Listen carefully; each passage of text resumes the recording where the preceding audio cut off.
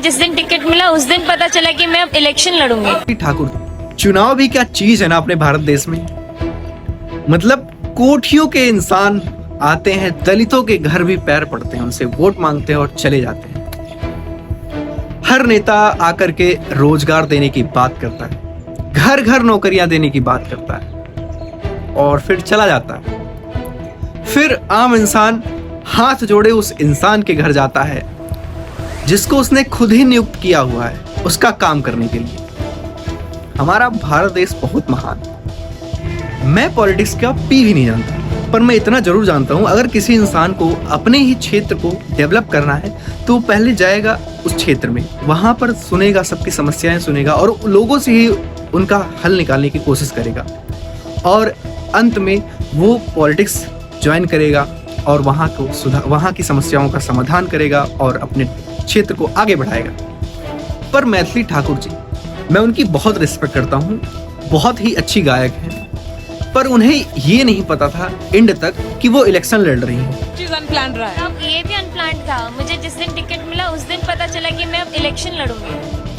मतलब मैं बस यही सोच रहा था कि यार इंसान अगर इलेक्शन लड़ना भी चाहता है तो पहले अपने क्षेत्र के बारे में समझता है कि वहाँ की समस्याएं क्या है, तब वो इलेक्शन लड़ता है और वहाँ की समस्याओं को दूर करता है। तो वो इवन उनको ये नहीं पता था कि वो इलेक्शन लड़ रही हैं, तो वो जीत कैसे गई, लोगों ने उनको किस बेसिस पे जिताया।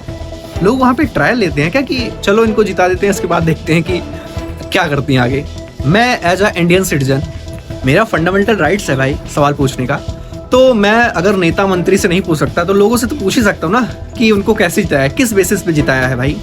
मतलब ऐसे तो लोग भी सोचते होंगे कि यार ये अपने क्षेत्र के बारे में कुछ नहीं जानती है, फिर भी इसको कैसे जिता दिया गया। पर कुछ लोगों की ऑब्सेशन भी होती है तो इस वजह से सवाल भी नहीं पूछते इन सब के बारे में, पर मैं पूछ सकता हूँ। और जहाँ तक सवाल है ये, तो बिहार के लोगों को भी पूछना चाहिए कि कैसे जिता दिया गया अलीगढ़ में उनको। मुझे हंसी भी आती है इंडियन पॉलिटिक्स को देख करके।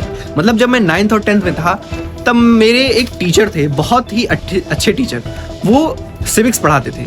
एसएसटी के अंदर हिस्ट्री, ज्योग्राफी, इकोनॉमिक्स, सिविक्स होता है। चारों सब्जेक्ट में वो सिविक्स बहुत ही अच्छे से पढ़ाते थे, एक कहानी की तरह समझाते थे, एग्जाम्पल सेट करते थे, अपने ही एरिया के लोगों के एग्जाम्पल सेट करके वो बताते थे कि कैसे हमारे पास राइट्स होते हैं सवाल पूछने के नेताओं से। तो अंदर से गूज़बम्स आता था कि मैं भी बड़ा होकर पूछूंगा सवाल कि ये क्या होता है, क्या नहीं होता है, ऐसे कैसे हो रहा है हमारे देश में। अब उनके पढ़ाने का तरीका इतना बेटर था, इतना बहुत ही यूनिक था। मतलब कुछ बातें उनकी पढ़ाई गई मुझे आज तक नहीं भूली हैं, जैसे कि फंडामेंटल राइट्स के बारे में उन्होंने इस तरीके से एग्जाम्पल सेट किए हुए थे कि मुझे आज तक कभी नहीं भूला।